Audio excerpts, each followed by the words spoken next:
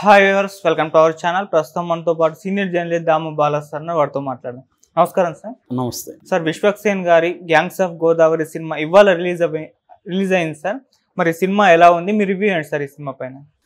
Gangs of Godavari ఎప్పుడు release అవ్వాల్సింది, late అయింది యాక్చువల్గా. బట్ ట్రైలర్ అండ్ టీజర్ ఇవన్నీ కూడా ఒక బజ్ అయితే క్రియేట్ చేస్తాయి. మొన్న మన ఫంక్షన్లో కూడా బాలకృష్ణ వివాదం కావడం, మొత్తంగా అయితే దీని మీద ఒక మంచి బజ్ అయితే ఉంది. ఓపెనింగ్స్ బాగా వచ్చే విధంగా ఉంది.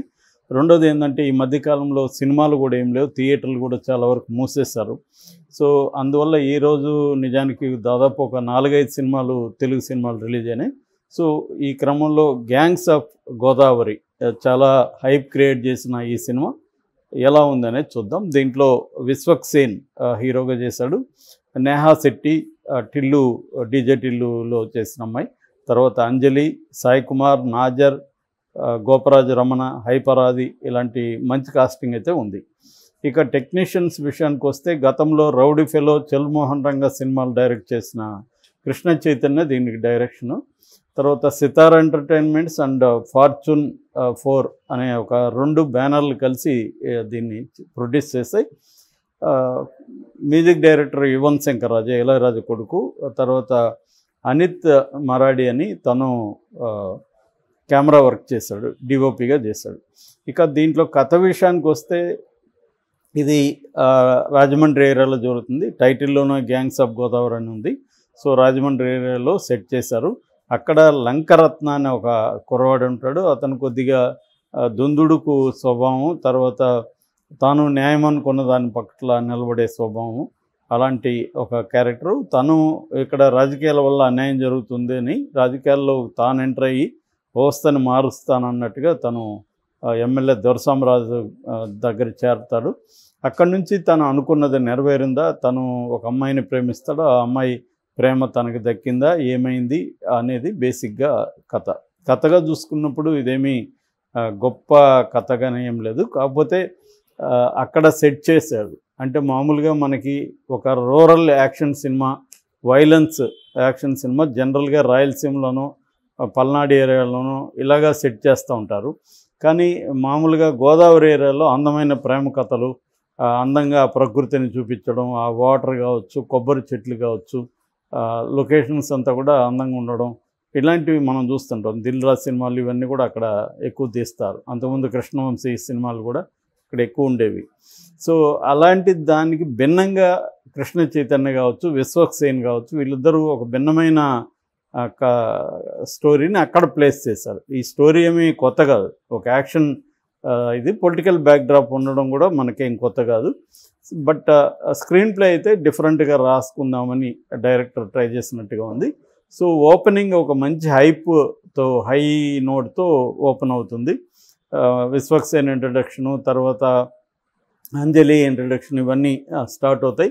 మెల్లగా అక్కడి నుంచి ఫస్ట్ హాఫ్ అంతా అలా అలా సాగిపోతూ ఉంటుంది. మనకి ఎక్కడ హై నోట్స్ కానీ ఏమీ లేదు.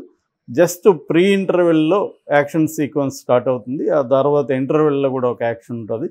ఈ 2 మాత్రం చాలా బాగున్నాయి ఫస్ట్ హాఫ్లో. ఓవరాల్గా ఫస్ట్ హాఫ్ అనేది మనకి పెద్ద వెరీ హైగా ఉండదు, అట్లనే వెరీ లోగా కూడా ఉండదు. ఆ లొకేషన్స్ కావచ్చు, కెమెరా వర్క్ చాలా బాగుంది. ఇవన్నీ సాగిపోతూ ఉంటుంది. ఇంటర్వెల్ బ్యాంక్ కూడా బాగుంది. దాని తర్వాత సెకండ్ హాఫ్ ఏదో చాలా ఎక్స్పెక్టేషన్తో మనం సెకండ్ హాఫ్లోకి ఎంటర్ అవుతాం. సెకండ్ హాఫ్ బ్రహ్మాండంగా ఉండబోతుంది, ఫుల్ ఆఫ్ యాక్షన్ ఇవన్నీ ఉండబోతుంది, ఒక కాన్ఫ్లిక్ట్ ఉండబోతుంది, ఇవన్నీ అనుకుంటాం. కానీ మన అంచనాలని తలకిందులు చేసి అది ఇంకా ఘోరంగా ఉంది సెకండ్ హాఫ్ అయితే. ఫస్ట్ హాఫ్ ఉన్నంత ఎఫెక్టివ్గా సెకండ్ హాఫ్ లేదు.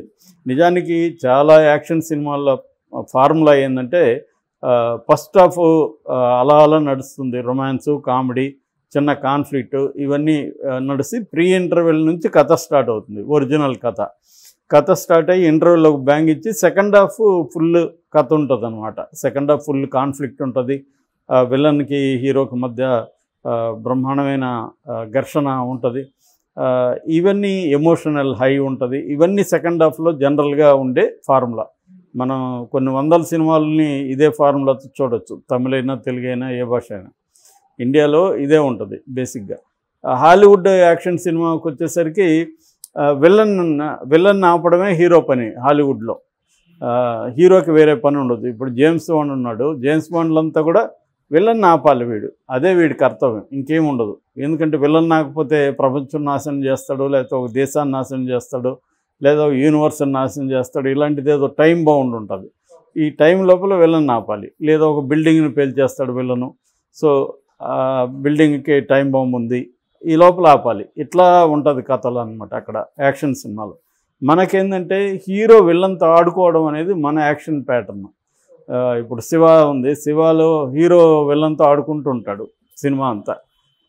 ప్రతిదీ అంతే మనకేంటంటే హీరో ఎలివేషన్ కావాలి కాబట్టి విలన్తో హీరో గేమ్ ఎలా ప్లే చేస్తాడు, విలన్ని ఎలా ఆడుకుంటుంటాడు అనేది. సో ఆ కైండ్ ఆఫ్ దీంట్లో పెట్టుకున్నారు, కానీ అది కరెక్ట్గా చేయలేకపోయారు మన దాంట్లో.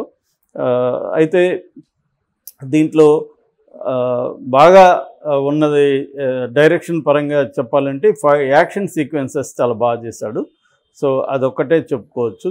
ఫస్ట్ హాఫ్ ఓకే, రొటీన్ కథ తీసుకొని రొటీన్ డిఫరెంట్ స్క్రీన్ ప్లే ఏమో అన్న భ్రమ అయితే కలిగించాడు, కానీ ఓవరాల్గా సినిమా చూసినాక ఇది ఏమీ డిఫరెంట్ స్క్రీన్ ప్లే కాదు, రొటీన్గానే ఉంది అని అనుకోవచ్చు. ఎందుకంటే తను ఫస్ట్ 2 సినిమాలు రౌడీ ఫెలో, చల్మోహన్ రంగా కంటే డిఫరెంట్గా అయితే దీన్ని తీసుకున్నాడు. ట్రీట్మెంట్ ఇదంతా కూడా రగ్గడు, రస్టిక్ లుక్ ఇవన్నీ తీసుకున్నారు. అంటే గోదావరి జిల్లాల్ని ఒక డిఫరెంట్గా చూపించడానికి ట్రై చేశాడు. సక్సెస్ అయినాడని చెప్పలేము. సో అది డైరెక్షన్కి సంబంధించి. ఇక రైటింగ్ విషయానికి వస్తే ఎక్కువ డైలాగ్స్ కొన్ని చోట్ల చాలా బాగున్నాయి, బట్ అవి మన తెలుగు సినిమా స్టాండర్డ్స్ తీసుకున్నప్పుడు బూతుల్లాగా వినిపిస్తుంది. బట్ అది సందర్భోచితంగా చూసినప్పుడు అక్కడేమీ మనకు బూతు అనిపించదు. నిజానికి ప్రజల భాష అంటారు, కానీ చాలామంది ప్రజల భాష బూతు భాష. బూతులు లేకుండా ప్రజలు మాట్లాడలేరు. గ్రామాల్లోకి వెళ్తే నేను చాలా గ్రామాలు చూశాను, చాలా గ్రామాల్లో బూతులు లేకుండా వాళ్ళు మాట్లాడలేరు అసలు. సో కానీ మనం అదంతా కూడా సాహిత్యంలోకి సినిమాల్లోకి తీసుకురావడం అనే కల్చర్ తక్కువ ఉంది. ఓకే. సో ఆ రకంగా దీంట్లో కొన్ని బూతులు కూడా ఉన్నాయి. ట్రైలర్లో ఉన్నవి సినిమాల్లో మ్యూట్ చేశారు, బట్ అక్కడక్కడైతే వచ్చాయన్నమాట. ఏదేమైనా డైలాగ్ పరంగా చాలా చోట్ల బాగుందని చెప్పచ్చు. ఇక యాక్టింగ్ పరంగా వచ్చినప్పుడు ఇది విశ్వక్సేన్ 1 మ్యాన్ షోగా చెప్పచ్చు. అతను నిజంగా ఒక జూనియర్ ఎన్టీఆర్ని గుర్తు చేసే విధంగా అతని పెర్ఫార్మెన్స్ చాలా చోట్ల ఉంది. ఒక పవర్ఫుల్ పెర్ఫార్మెన్స్ కానీ, ఎమోషన్స్ కానీ. అంటే మనకి చాలామంది హీరోలు క్లోజప్లు పెట్టడానికి ఇబ్బంది పడే రకంగా ఉంటారు. ఎందుకంటే వాళ్ళు బాడీ లాంగ్వేజ్ అవన్నీ ఉంటుంది, కానీ సటిల్ ఎమోషన్స్ ఫేస్ పలకదు.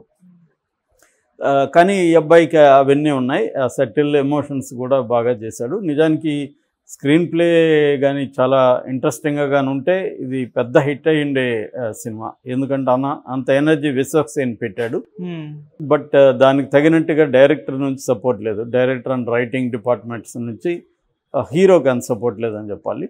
ఇక నేహా శెట్టి, డీజే టిల్లు తర్వాత దీంట్లో ఒక డిఫరెంట్ క్యారెక్టర్, ఒక rich man's daughter, Nassar rich guy, ఆయన డాటర్గా చేసింది. సో ఆమె వరకు పర్వాలేదు, అంత గొప్ప పర్ఫార్మెన్స్ ఉండే డిమాండ్ కూడా లేదు అక్కడ. ఇక అంజలి ఒక మన రంగమ్మత్త లాంటి క్యారెక్టర్, అనసూయ చేసిన రంగమ్మత్త లాంటి క్యారెక్టర్ చేసింది. అది కూడా బాగా చేసింది. అంజలి వరకు బాగుంది. వాళ్ళిద్దరి మధ్య కాన్వర్జేషన్స్, డైలాగ్స్ కూడా బాగా వచ్చాయి. ఇక మిగతా హైపరాది, నాజరు ఇవన్నీ రొటీన్ వాళ్ళకి క్యారెక్టర్లే, అదేం గొప్ప చెప్పుకునేదేమీ లేదు. ప్రొడక్షన్ వాల్యూస్ ఇవన్నీ మనం ప్లస్లుగా చెప్పుకోవచ్చు. మైనస్ విషయానికి వస్తే బేసిక్గా కథ రొటీన్ కథ, స్క్రీన్ ప్లే కూడా చాలా బోరింగ్ స్క్రీన్ ప్లే. ముఖ్యంగా సెకండ్ హాఫ్ రొమాన్స్ కూడా గొప్పగా లేదు. ఇలా పాటలు నిజానికి బాగున్నాయి, కానీ సందర్భోచితంగా వచ్చాయి, కానీ బ్యాక్గ్రౌండ్ స్కోరు అన్ని చోట్ల కూడా ఎలివేట్ చేసే విధంగా లేదు. కొన్ని చోట్ల ఓకే, కొన్ని చోట్ల సోగా వెళ్తుంది. సో ఓవరాల్గా ఇది 2 గంటల 26 నిమిషాలు, ఇంకొంత 10 నిమిషాలు తగ్గించి కూడా ఉండొచ్చు. దానివల్ల కూడా కొంత స్ట్రెయిన్ అనిపిస్తుంది, ముఖ్యంగా సెకండ్ హాఫ్లో. ఓవరాల్గా నా rating 2.5 out of 5. Okay sir, thank you so much sir.